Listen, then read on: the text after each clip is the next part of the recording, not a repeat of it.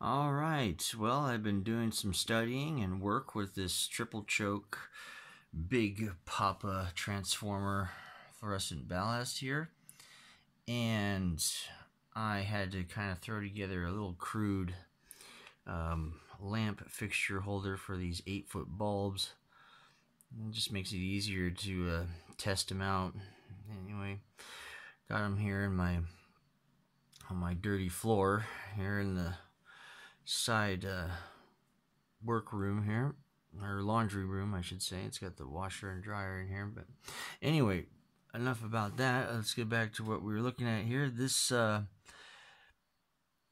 ballast, I did the same thing as I did with the double. I removed the capacitor that was connected over here, that was kind of connected in series with the wires coming over here to this capacitor. And this one is rated 250 volts at 4 UF, I believe, at 2.5%, and that's it. It's connected to this wire here and the red one here. So we got the red and the blue going to this end, red here, blue here. The black and the white ones are connected at the other ends down there. Black is on the blue one, white is on the red one, and excuse me, we'll go ahead and plug this in here. See what it does.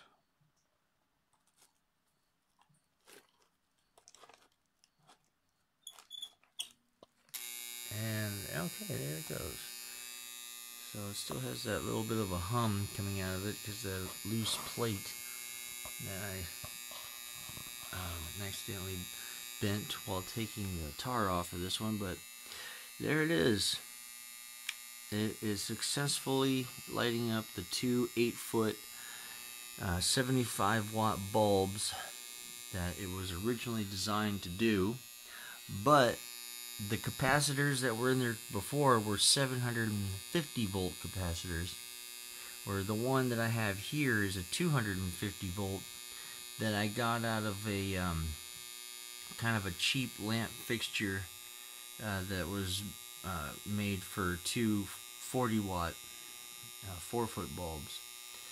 But it seems to do just fine with this bigger choke ballast, and even though it's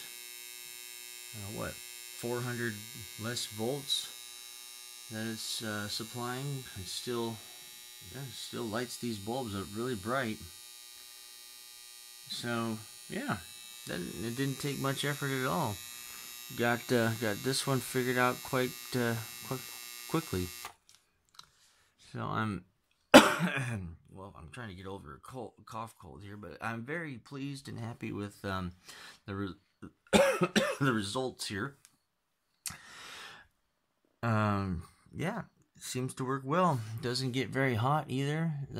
It was getting hot when I was using those smaller bulbs before, and that really big black cylinder capacitor that was made for to run a AC brushless motor. But yeah, it seems that this smaller capacitor and removing the other one and going back to using these big 8-foot bulbs fix the problem of this middle coil getting too hot, and as well as lighting up the bulbs themselves. Probably, I think taking that other capacitor out kind of helped that out as well. But very cool. I got this one finished, figured out, and up and working. So I just wanted to make this short video to show that it's not that hard to repair and get these working again. But it is hard to get over a cold. I'll have to work on that buzz next, try to see if I can get that plate tightened up. Very good. Another lamp fixture that'll more than likely last my lifetime, because these transformer windings, they rarely, very rarely fail.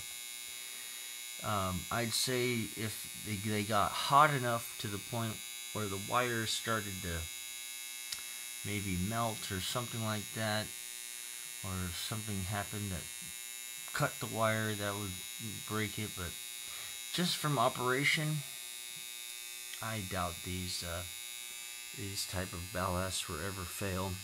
Just the capacitors, and they're really easy to come across and swap out, kind of like a starter condenser. But hey, you can't you gotta pay a little bit of a price in order to light up these longer bulbs. Everything up to those 4-foot 34-watt Phillips bulbs that only require a choke and no capacitor, those ones you don't need to ever replace anything, because those are just running on the chokes and the opening and closing circuit switches, and there's no components to fail.